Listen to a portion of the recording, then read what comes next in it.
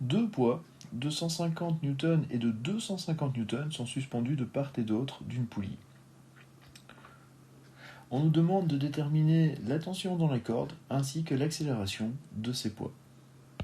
Pour résoudre cet exercice, nous allons étudier les forces exerçant dans ces poids de façon séparée. Commençons par la masse de 25 kg, donc le poids de 250 N. Si nous représentons cet objet, nous allons avoir deux forces agissant dessus. D'une part, son poids, et d'autre part, la tension dans la corde.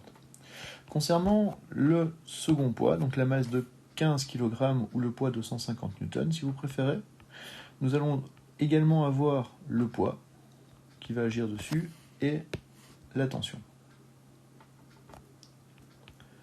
Nous savons que la valeur du premier poids est de 250 N, je vais l'appeler G1, tandis que le second poids a une valeur de 150 N, je vais l'appeler G2. Les deux tensions vont prendre la même valeur puisqu'il s'agit de la même corde. Concernant notre premier poids, donc G1, nous savons que la somme des forces appliquées sur ce dernier, donc somme et F1 si vous voulez, est égale à la masse 1 fois l'accélération. Nous avons deux forces qui agissent dessus, d'une part le poids et d'autre part la tension est égale à la masse fois l'accélération. Concernant notre deuxième poids, la deuxième somme des forces, somme vectorielle bien sûr, est égale à m2 fois l'accélération. Comme les deux sont reliés et qu'il s'agit du même système, nous savons que A1 est égal à A2. Et ces deux forces qui vont agir dessus, donc nous avons G2 plus la tension est égale à m2 fois l'accélération. Nous allons maintenant devoir fixer un repère. Nous savons que le sens du mouvement sera la masse de 25 kg se déplaçant vers le bas et celle de 15 kg se déplaçant vers le haut. La poulie fixe modifie la direction mais pas l'intensité. On va donc avoir un repère qui sera courbé comme ceci au niveau du sens. Alors, ça signifie que dans ce repère, G1 va avoir un sens qui sera positif puisqu'il va dans le sens du mouvement. La tension en revanche s'oppose au mouvement et sera donc négatif. Si maintenant nous regardons la seconde masse, donc celle de 15 kg, la tension de la corde cette fois-ci va aller dans le sens du mouvement et sera positive, tandis que G2 s'oppose au mouvement et va être négatif. Nos équations deviennent donc G1 moins la tension est égal à M1 fois l'accélération, et notre seconde équation devient moins G2 plus la tension est égal à M2 fois l'accélération. Maintenant, nous allons remplacer dans ces équations les valeurs que nous connaissons. G1 vaut 250 N, moins la tension, une inconnue, est égal à M1, 25 kg, fois l'accélération. Dans la seconde équation, nous connaissons la valeur de G2, nous avons donc moins 150 N, plus la tension est égale à 15 fois l'accélération.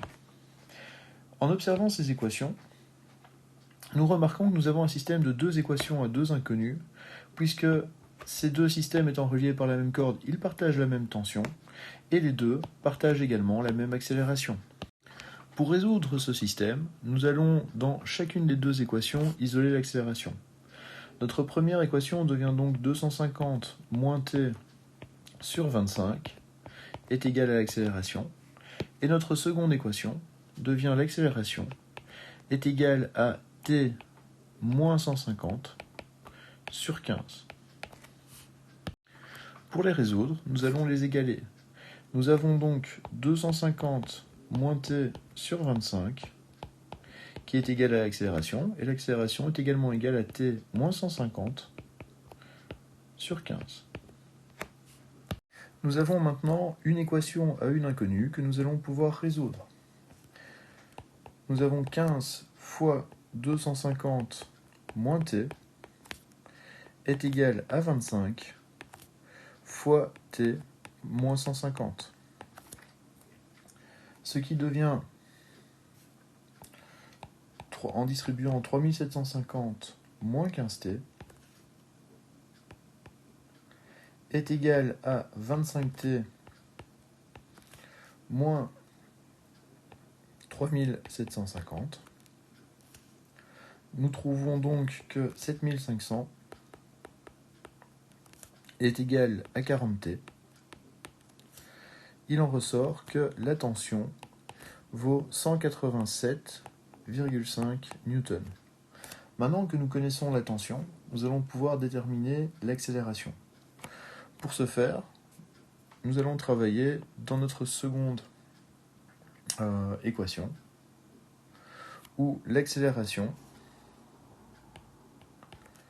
est égale à la tension 187,5 moins 150 sur 15. Et nous trouvons comme valeur d'accélération 2,5 mètres par seconde au carré. L'exercice est maintenant terminé, puisque nous avons trouvé la valeur de la tension, 187,5 newtons, ainsi que celle de l'accélération, 2,5 mètres par seconde au carré.